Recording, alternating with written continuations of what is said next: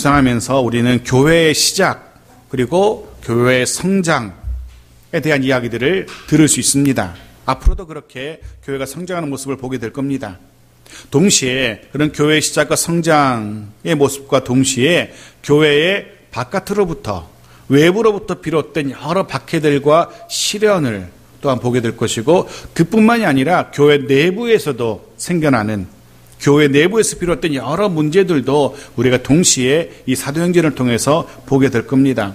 우리가 앞서 살펴보았던 4장에서 그런 모습을 보았죠. 교회 외부로부터 비롯된 그런 시련에 직면했던 교회의 모습을 우리가 보았습니다. 베드로와 요한이 체포되고 공의 재판을 받게 되는 모습이 바로 그런 교회 외부에서부터 비롯된 핍박, 시련, 그런 모습이었습니다. 이어지는 5장은 두 가지가 다 기록되어 있습니다. 전반부는 교회 내부에서 생겨난 시련을 교회가 어떻게 직면하고 어떻게 극복하는지 그런 이야기를 다루고 있고요. 후반부는 교회 밖에서부터 비롯되는 핍박의 모습을 보여줍니다. 하지만 우리는 그런 핍박과 시련뿐만 아니라 예루살렘 교회가 그런 시련과 핍박을 어떻게 극복해 나가는지 그 모습을 더 주목해서 보아야 될 겁니다.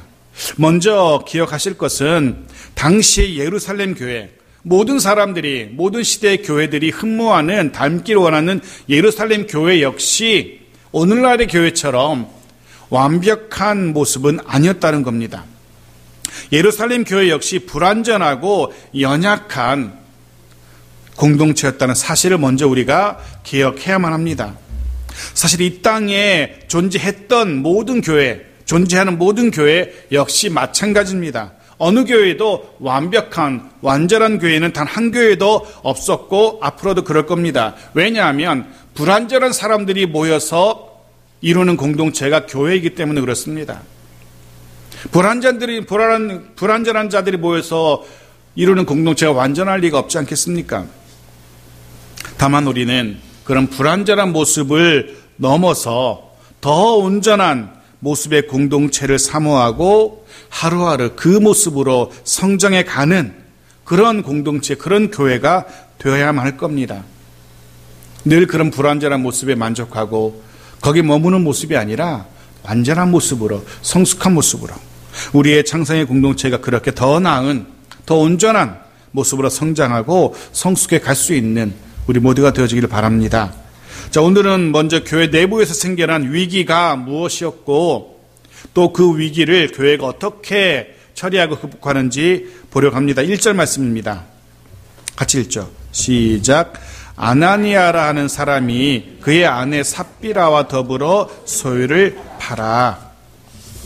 드디어 아나니아라 하는 사람과 그의 아내 삽비라가 등장합니다. 우리말 성경에는 번역되지 않았지만 원문에는 그러나라는 단어가 있습니다. 그러나.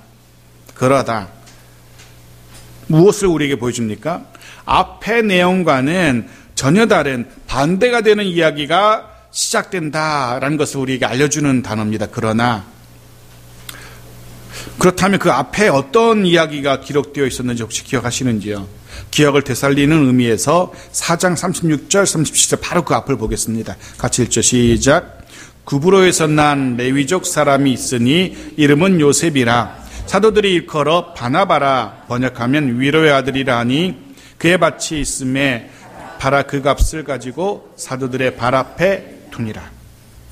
바나바라는 사람에 대한 이야기가 바로 앞에 기록되어 있었어요. 그가 자신의 땅을 팔아서 그 돈을 교회에 드렸다라는 그런 교회 아름다운 미담의 이야기가 기록되어 있었어요. 그러면서 이제 5장이 이어져요. 이어지는데 어떻게 시작됐다고요? 그러나라고 시작되었다는 거예요. 바나바의 이야기와는 전혀 다른 이야기가 전개될 거라는 사실을 우리가 쉽게 짐작할 수 있죠. 그런데 뜻밖에도 이야기의 시작, 아나니아와 삽비라의 이야기의 시작이 바나바와 얼추 비슷해요. 바나바 이야기가 비슷하죠. 이 부부 역시 앞에 나왔던 바나바처럼 소유를 팔았어요. 소유를 판 것으로 이야기가 시작돼요. 자, 두 사람, 아나니아와 삽비라에 대한 이야기를 먼저 나눕시다. 먼저 남편 아나니아. 아나니아라는 이름은 유대 사회에서는 굉장히 흔한 이름이었어요. 이름의 의미가 굉장히 좋아요. 이름의 의미는 여호와는 은혜로우시다. 너무너무 좋은 이름이죠. 그러니까 흔한 이름이었어요. 물론 우리가 살펴보게 되겠지만 그의 삶은, 그의 이름과 어울리는 그런 삶은 아니었어요. 여호와의 은혜와 어울리지 않는 그런 삶을 살게 되죠. 그의 마지막도 그랬고요. 흥미롭게도 그의 아내의 이름도 등장해요. 아내의 이름이 등장하는 게 왜 흥미롭냐 하면은요, 성경에 기록된, 적어도 신약 성경에 기록된 그리스도인들 가운데 이렇게 두 부부의 이름이 다 기록된 예가 거의 없어요. 있다면 한 부부가 딱 떠올라요. 누군지 아십니까? 브루스길라와 아굴라 부부가 기록되어 있어요. 브루스길라와 아굴라, 아나니아와 삽비라. 아나니아와 삽비라 누가 남편이에요? 아나니아. 브루스길라와 아굴라 누가 남편이에요? 아굴라가 남편이에요. 아굴라가 뒤에 가 있어요. 남편 이름이. 성경에 이 브루스길라와 아굴라 부부가 나란히 기록된 본문이 5군데 나와요. 그런데 딱 한 군데를 빼고는 다 이 아내 브루스길라 이름이 앞에 나와요. 보통은 남편 이름이 먼저 나오고 아내 이름이 나오는 게 정상인데 딱 한 곳을 빼고 나머지 4곳 다 아내 브루스길라와 아굴라 이렇게 나와요. 이유가 뭘까요? 왜 아내 이름이 먼저 나올까요? 아내가 더 잘났기 때문이에요. 아내 브루스길라의 신앙이 더 깊고 더 인상적이었기 때문에 초대교회가 그 부부를 기억하면서 남편의 이름보다는 아내의 이름을 먼저 기억했던 겁니다. 사실 우리나라도, 우리 교회만 하더라도 천국의 생명책에는 여성도님들의 이름이 저를 포함한 남편의 이름보다 먼저 기록되지 않을까 합니다. 우리나라만 하더라도 여자 성도님들의 신앙이 훨씬 깊어요. 그게 증명이 되잖아요. 여자분들이, 여러분들이 한이 많아가지고 우리나라에서는, 그래서 또 신앙도 그만큼 깊대요. 진짜로. 여하튼 아나니아와 삽비라 부부의 이름이 함께 기록되었다는 것은 이들 부부가 제법 의미 있는 중요한 부부라는 사실을 우리에게 말하고 있는 겁니다. 문제는 브루스길라와 아굴라가 참 좋은 선한 영향력을 끼치는 의미에서 이름이 기록되었다면 이들 부부는 전혀 반대의 의미로 기록되었다는 거죠. 아름다운 이름으로 기록된 이름들이 아니라는 거예요. 그래서 그런 생각을 합니다. 이들 부부를 보면서 오늘 함께 예배하는 우리들의 이름이 하나님 나라에서 별과 같이 아름다운 이름들이기를 간절히 소원합니다. 아내 이름보다 좀 뒤에 나올지 모르겠지만 그래도 우리의 이름도 별과 같이 빛나는 그런 이름이면 얼마나 좋을까. 자, 아나니아의 아내 삽비라. 삽비라라는 이름 역시 아주 훌륭한 이름입니다. 청옥을 의미하는 단어에서 비롯됐는데요. 아름답다라는 의미를 지닌 이름이에요. 그 부모가 이 딸을 바라보면서 아름답게 자라기를 소원하면서 이름을 지었던 것 같아요. 그런데 남편 아나니아와 마찬가지로 삽비라 역시 그의 삶은 그렇게 아름답지 못합니다. 아니, 아름답지 못한 정도가 아닙니다. 이들 부부는 엄청난 사건의 주인공들이 되죠. 교회를 엄청난 시련 속으로 끌어갈 뻔한, 아니, 교회의 그 시작부터 교회 뿌리를 흔들 정도의 엄청난 사건 속으로 끄집어가는 그런 인물들이 됩니다. 그런데 말씀드린 것처럼 이들 부부의 이야기 시작 부분은 상당히 근사하고 멋지게 시작돼요. 교회의 아름다운 미담의 주인공처럼 이야기가 시작돼요. 소유를 팔았다는 것으로. 물론 지난번에도 보았지만, 바나바 때도 보았지만 전 재산을 다 팔았다는 얘기는 아닙니다. 가지고 있는 땅의 일부를 팔아서 그 돈을 바나바처럼 교회에 드렸다는 거죠. 일부만 팔아서 일부만 드린 것, 그거 역시 분명히 칭찬할 만한 일입니다. 다른 성도들이 인정할 만한 아름다운 헌신입니다. 그렇게 소유를 팔아서 그중 일부를 교회에 드렸다, 이렇게 끝났다면 아나니아와 삽비라 이름은 오고 오는 모든 교회 역사 가운데 아주 아름다운 이름으로 바나바를 능가하는 이 두 부부의 헌신의 대명사로 이 두 부부가 기록되고 기억되었을 겁니다. 하지만 이야기는 그렇게 흘러가지 않죠. 반전을 이루게 되죠. 2절을 보십시오. 같이 읽죠. 시작. 그 값에서 얼마를 감춤해 그 아내도 알더라. 얼마만 가져다가 사도들의 발 앞에 두니 땅을 판 돈의 일부를 감추고 일부만 드린 것. 사실 돈의 일부만 헌금한 것이 무슨 문제가 되겠습니까? 전혀 문제가 되지 않습니다. 땅을 팔고 그 돈의 전부가 아니라 일부만 드린 것, 그 자체도 결코 쉽지 않은 일입니다. 그 자체로도 칭찬받아 마땅한 아름다운 헌신입니다. 근데 왜 이들 부부의 헌금이 문제가 되는지 좀 더 봅시다. 땅을 판 돈에서 일부만 가져다가 사도들의 발 앞에 두었어요. 말씀드린 것처럼 이건 전혀 문제가 되지 않아요. 오히려 칭찬받아 마땅한 모습이에요. 2절에서 이들 부부의 헌신 헌금이 문제가 된다는, 문제가 있다는 사실을 무엇을 통해서 알 수 있습니까? 어떤 단어를 통해서? 감추었다라는, 감추매라는 단어 속에 문제가 있다는 사실을 발견합니다. 일부만 헌금한 게 문제가 아니라는 거죠. 문제는 돈의 일부를 감추었다는 겁니다. 그리고 그 나머지를 전부인 것처럼 사도를 속이고 하나님을 속였다는 것, 그게 문제인 거죠. 좀 이따 보겠지만 3절에서는 그래서 베드로가 이들의 행위가 하나님을 속인, 감히 성령 하나님을 속인 가증한 행위라고 그렇게 책망하게 되죠. 감추었다는 단어 속에 그런 의미가 포함되어 있어요. 또 한 가지 2절에서 놓쳐서는 안 되는 표현이 하나 더 있는데요. 그 안에도 알더라라는, 이 알다라는 표현을 우리가 놓쳐서는 안 됩니다. 여기 사용된 알다라는 단어는요, 함께 알다, 이런 의미를 가지고 있어요. 두 부부가 함께 알았다라는 그런 의미를 가지고 있어요. 그래서 함께 보다, 함께 알다, 이런 의미의 단어가 알다라는 단어예요. 그런데 흥미로운 것은 이 단어가 양심을 의미하기도 합니다. 양심. 함께 아는 이 모습, 함께 보는 이 모습을 양심이라고 해석하기도 해요. 양심이라는 단어가 여기서 비롯돼요.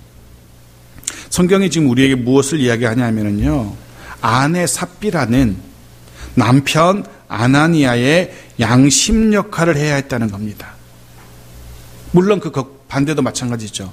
남편 아나니아는 아내 삽비라 양심 역할을 해야만 했어요. 그게 함께하는 사람들의 모습인 거예요.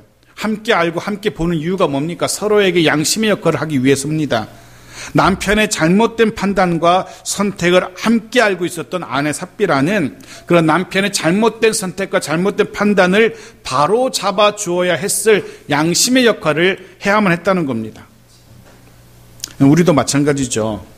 부부가 함께 보고 함께 알고 있는 우리들의 모습, 서로의 양심의 역할을 할 수 있는 그런 자들이 되어야 됩니다. 아내된 분들은 남편분들의 양심 역할을 해야 되고요. 남편분들은 아내분들의 양심 역할을 해야 되고요.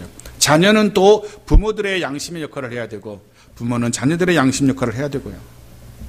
목회자는 성도들이 바른 선택을 할 수 있도록 양심의 역할을 해내야 되고요. 성도들은 또한 목회자가 잘못된 방향으로 나가지 않도록 양심의 역할을 충실하게 감당해야 돼요.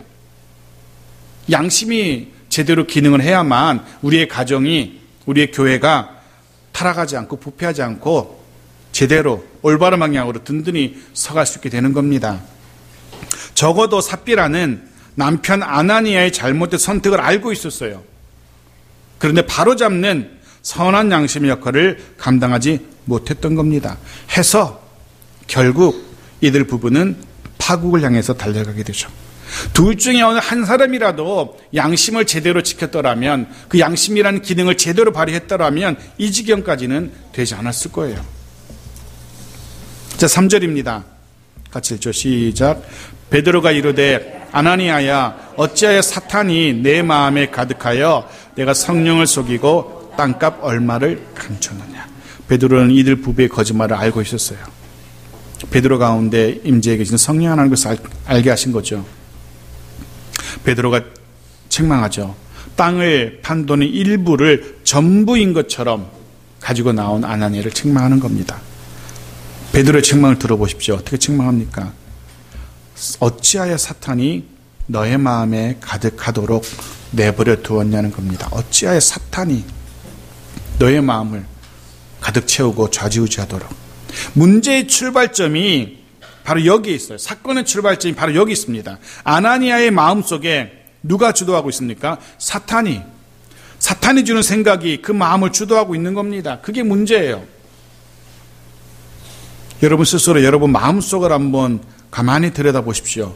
여러분 마음속에 생각 속에 무엇이 가득 채워져 있는지, 혹 사단이 주도하는 그런 욕심, 육체의 욕심이 가득 차 있는지, 아니면 성령이 인도하시는 성령의 생각들이 가득하고 있는지.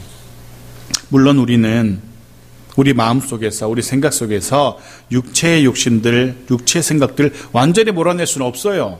왜냐하면 우리는 연약한 인간이들이기 때문에 사단이 주는 유혹에 완전히 자유할 수는 없어요. 우리는 연약한 인간이기 때문에. 이번 주간에 묵상했던 마태복음 4장의 말씀에 보면 금식하시고 줄이신 예수님에게 마귀가 다가와서 시험하는 장면이 나오죠. 그래서 40일 동안 금식하시고 줄인 예수님에게 돌덩이가 떡이 되어 먹게 하라는 그런 실험도 시작하잖아요. 어떤 목회자는 그렇게 해석하더라고요. 그렇게 돌덩이가 떡이 되어서 먹어라. 40일 동안 굶주렸으니까. 근데 예수님께서 거절하셨잖아요. 거절하신 이유가 원래는 40일 금식하면 뭐부터 먹어야 돼요?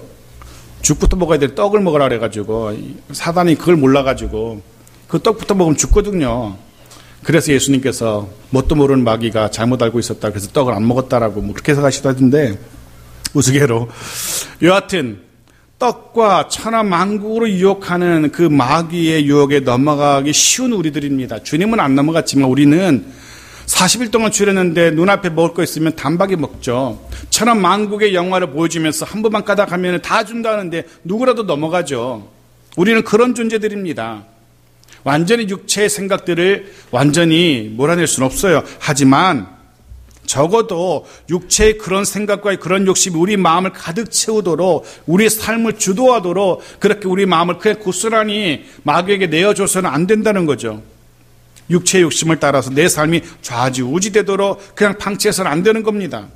바라기는 성령으로 충만해져서 싸울 수 있어야 됩니다. 사단의 그런 유혹과 그런 도전을 맞서야 됩니다. 그리고는 결국에 승리해서 성령 인도하심을 따라 살아가야 돼요. 아나니아와 삽비라는 사단의 생각으로 가득했어요. 그래서 사단이 그 마음에 가득한 결과가 무엇입니까? 성령을 속이게 되는 겁니다. 일부를 전부라고 성령을 속여요. 바로 이게 문제예요. 성령을, 하나님을 속일 수 있다는 생각, 그런 시도 자체가, 그런 시도가 하나님 앞에서는 가증한 행위였던 겁니다. 언젠가 제가 말씀드렸을 겁니다. 선악과의 그 죄가 그렇게 죽을 죄인가? 그거 하나 따본 게 그렇게 죄인가?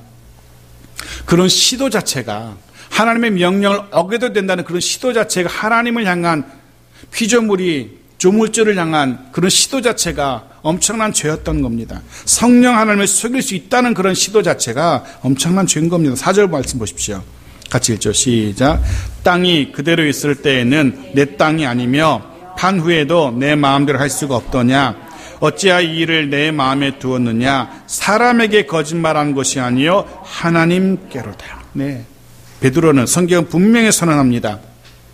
사람에게 거짓말한 게 아니고 하나님께 거짓말한 겁니다. 아나니아는 베드로를 속이려 한 게 아닙니다. 아나니아는 먼저는 자신 속에, 아나니아 삽비라도 성령을 경험한 사람들입니다. 성도예요. 먼저 자신 속에 임재해 계신 성령을 속이려 한 것이고, 사도들 가운데 임재해 계신 성령을 속이려 한 것이고, 감히 교회의 주인이신 하나님을 속이려 한 겁니다. 5절입니다. 그 결과가 무엇인지 보십시오. 5절 같이 읽죠. 시작. 아나니아가 이 말을 듣고 엎드러져 혼이 떠나니 이 일을 듣는 사람이 다 크게 두려워하더라. 아나니아는 너무도 놀랐을 거예요. 그 적지 않은 돈이었겠죠. 땅 팔고 일부지만 적지 않은 돈이었을 거예요. 당연히 그 적지 않은 돈을 사도들 앞에 떡하니 내어놓으면서 사도들로부터, 그리고 공동체 지체들로부터 박수와 칭찬을 받을 것이라 라고 생각했을 거예요. 그런데 그에게 돌아온 것은 사도들의 책망과 공동체 식구들의 따가운 시선이었어요. 성경은 더 놀라운 이야기를 들려주죠. 단지 책망과 따가운 시선에 머무는 것이 아니라 그런 사도 베드로의 책망을 듣자마자 아나니아가 어떻게 됩니까? 그 자리에서 엎드러져 죽고 맙니다. 죽임을 당한 겁니다. 아나니아가 어떤 이유로 어떻게 죽었는지 성경은 기록하지 않아요. 그가 평소에 협심증이 있었는데 이렇게 갑자기 놀라운 얘기를 들어서 갑자기 심장마비로 죽었는지, 평소에 고혈압이 있었는데 너무나 분해가지고 어떻게 이 거짓말이 들통났지 분해가지고 갑자기 뇌출혈을 죽었는지, 이런 얘기를 성경 우리에게 들려주지 않아요. 일절 관심이 없어요. 왜요? 베드로의 책망을 들은 후 그가 곧 죽었다는 것, 이것이 중요하기 때문에 그래요. 성경은 지금 아나니아에게 임한 이 죽음이 일반적인 죽음이 아니라는 것을, 즉 하나님의 심판이라는 것을 우리에게 보여주는 겁니다.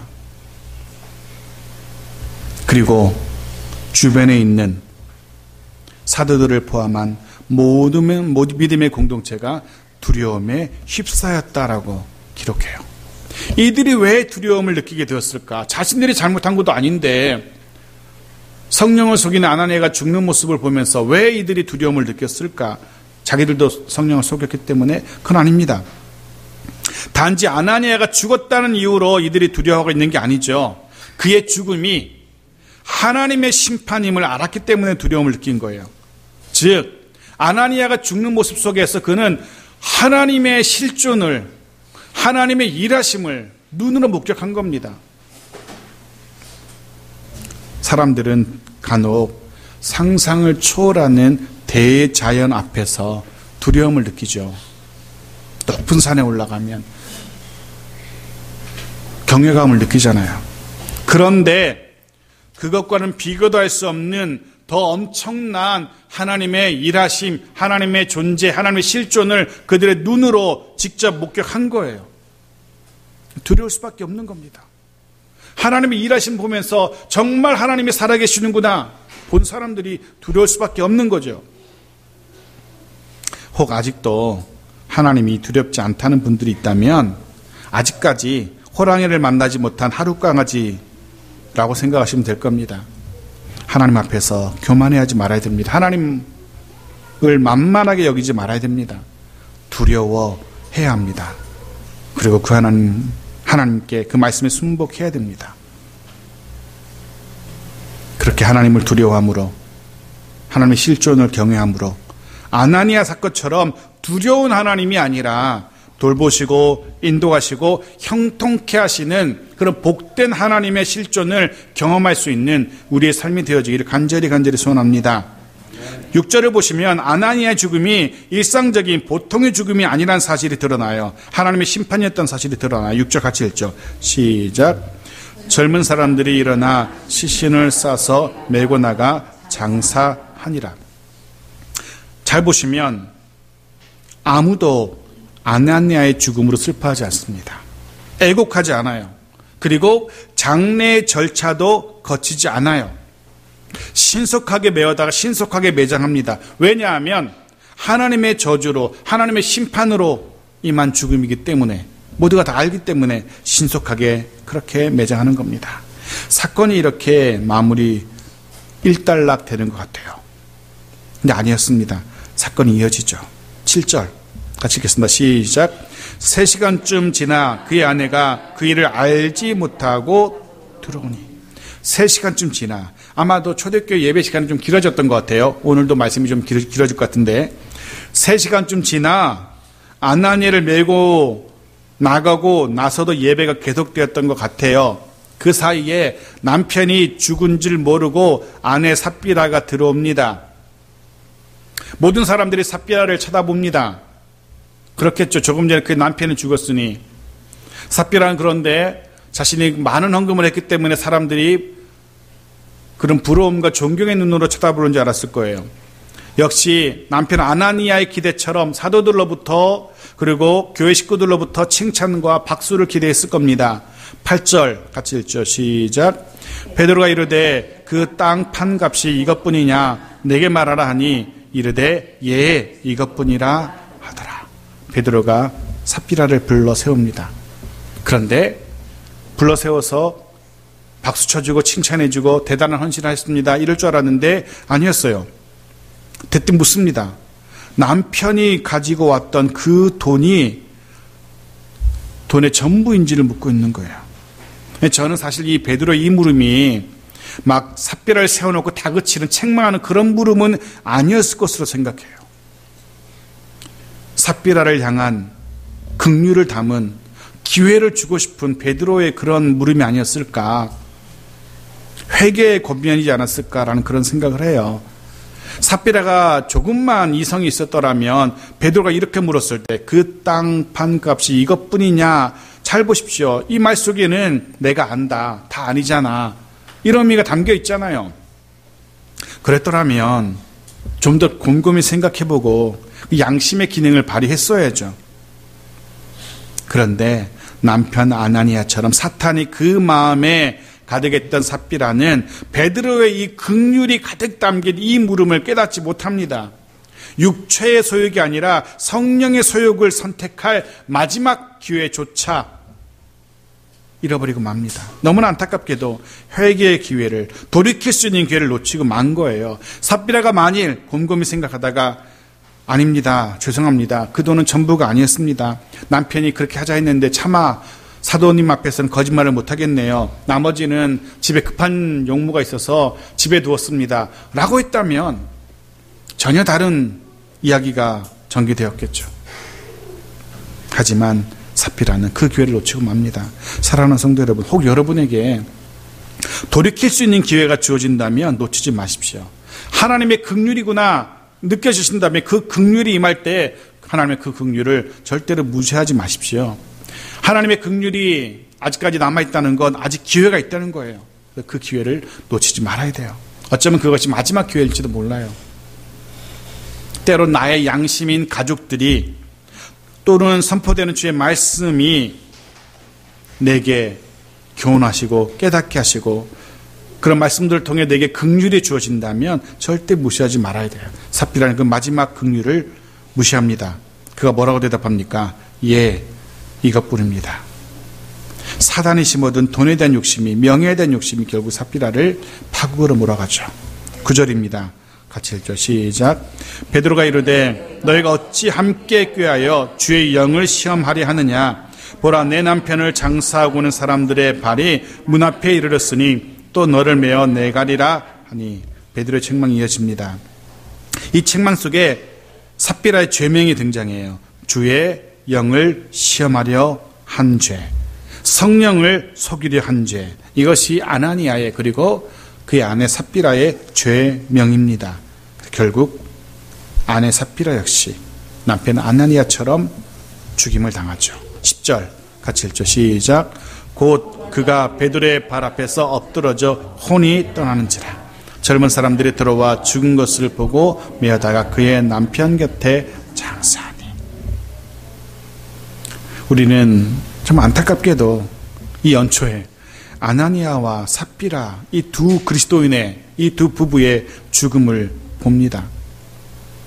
이들은 재물은 소유했던 사람들입니다. 그런데 그 재물을 누리지도 못하고, 누가복음 12장 33절의 말씀이 떠올랐어요. 같이 읽어볼까요? 시작. 너희 소유를 팔아 구제하여 낡아지지 아니하는 배낭을 만들라. 곧 하늘에 둔 바 다음이 없는 보물이니 거기는 도둑도 가까이 하는 일이 없고 좀도 먹는 일이 없느니라. 잘 보시면 주님께서 소유와 보물을 구분하고 계셔요. 많은 사람들이, 모든 사람들이 이 땅 살아가면서 소유는 다 가지고 있습니다. 적든 많든 다 소유물은 가지고 있어요. 하지만 그 중에 일부만이 보물을 소유할 수 있습니다. 그 중에 적은 자들만이 보물을 쌓아둘 수 있어요. 우리는 이 땅의 소유를 더 많이 가지려고 아둥바둥하기보다는, 사라질 소유물에 그렇게 우리의 마음을 빼앗기기보다는 사라지지 않을 참된 보물을 소유하기 위해서, 그 보물을 갖기 위해서 더 애써야 됩니다. 하늘에 보물을 쌓아가는 삶, 이것이 우리의 삶의 방식이 되어야 됩니다. 아나니아와 삽비라는 하늘의 보물이 아니라 이 땅의 소유를 쌓아가는데 급급했기 때문에 결국 이런 결말을 맞이합니다. 자, 남은 한 가지 문제가 있습니다. 저도 그런 생각이 들었고 여러분도 어쩌면 그런 생각을 가질만 합니다. 이들 부부의 죽음을 보면서 그런 생각이 들죠. 하나님이 좀 심한 거 아닌가. 우리나라 법도 사실은 두 부부를 같이 구속하는 예가 거의 없다면서요. 남편을 구속하면 아내는 불구속으로 둘 다 죄가 있다 할지라도. 그런데 구속 정도가 아니라 죽이는 일인데, 사형인데 굳이 두 부부를 다 죽일 필요가 있을까? 꼭 그렇게까지 두 부부를 모두 죽이셔야만 속이 후련하셨을까? 남겨진 자녀들은 또 어떻게 해요? 그런 거 생각하면 꼭 그렇게. 11절 보십시오. 왜 이들 부부를 하나님께서 죽이셔야만 했는지 심판하신 이유가 11절에 드러납니다. 11절 같이 읽죠. 시작. 온 교회와 이 일을 듣는 사람들이 다 크게 두려워하니라. 여기 우리는 일상적으로 교회라는 단어를 쓰니까 교회라는 단어가 크게 안 와닿는데요. 사실은 사도행전에 교회라는 단어가 이 본문에 처음 등장하고 있어요. 사도행전에 처음으로 교회라는 단어가 드디어 등장한 겁니다. 이 엄청난 사건 속에서 하나님께서는 교회라는 단어를 딱 들이미시는 거예요. 왜 이들 부부가 죽어야만 했는지 교회이기 때문에 그랬다는 겁니다. 교회라는 단어가 드디어 등장해요. 헬라어로 에클레시아 들어보셨을 겁니다. 의미는 밖에서 밖으로 불려나온 사람들, 바깥쪽으로 불려나온 사람들. 하나님께서 세상으로부터 불러서 밖으로 나오게 한 사람들, 세상 밖으로 나오게 한 사람들의 모임이 교회입니다. 먼저 기억하십시오. 교회는 건물이 아니었습니다. 예루살렘 교회는 건물이 아니었어요. 성령의 임재를 체험한, 그래서 세상 밖으로 나온 믿음의 사람들의 공동체가 예루살렘 교회였어요. 이 예루살렘 교회는 멋들어진 건물도 가지고 있지 않았습니다. 건물이 없었어요. 예루살렘 교회는. 우리는 예루살렘 교회 하면 뾰족한 청탑을 가진 무슨 대성단처럼 유럽의 대성단과 같은 그런 훌륭한 교회 건물을 생각하는데 예루살렘 교회는 건물이 없었습니다. 그들은 어디서 모였습니까? 성전에서 주로 모였어요. 그리고 필요하면 각 가정에서 흩어져서 모임을 갖기도 했었고, 그 건물이 없었습니다. 그나마도 그런 성전에 모이던 그 예루살렘 교회도 2, 3년 후에는 뿔뿔이 흩어져요. 교회에 큰 박해가 일어나서 다 흩어지거든요. 교회는 건물이 아니었습니다. 믿는 자들의 모임이 교회였습니다. 예루살렘에 그런 교회가, 믿는 자들의 공동체가 처음 생겨난 거예요. 이제 막 시작한 겁니다. 교회가. 사람들은 막 불어났지만 교회가 지금 막 시작했어요. 세상을 복음으로 정복할 작은 씨앗, 교회라는 작은 씨앗이 처음으로 역사 속에, 교회 역사 속에 등장한 거예요. 그런데 그 작은 씨앗, 복음으로 세상을 정복할 작은 씨앗인 교회가 시작되는 그 즈음에 성령을 속이려 한 아나니아와 삽비라 이 행위는 이 작은 씨앗을, 이제 막 시작되는 여린 교회를 오염시키는, 병들게 하는 악한 바이러스와도 같은 행위였기 때문이었습니다.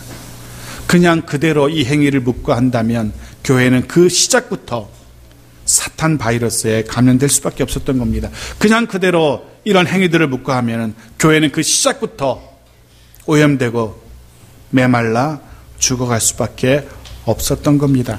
해서 하나님의 심판은 단지 아나니아와 삽비라라는 이 두 사람을 향한 심판뿐만 아니라 교회를 시험하고 교회를 오염시키고 교회를 병들게 하려는 사탄에 대한 단호한 심판이었던 겁니다.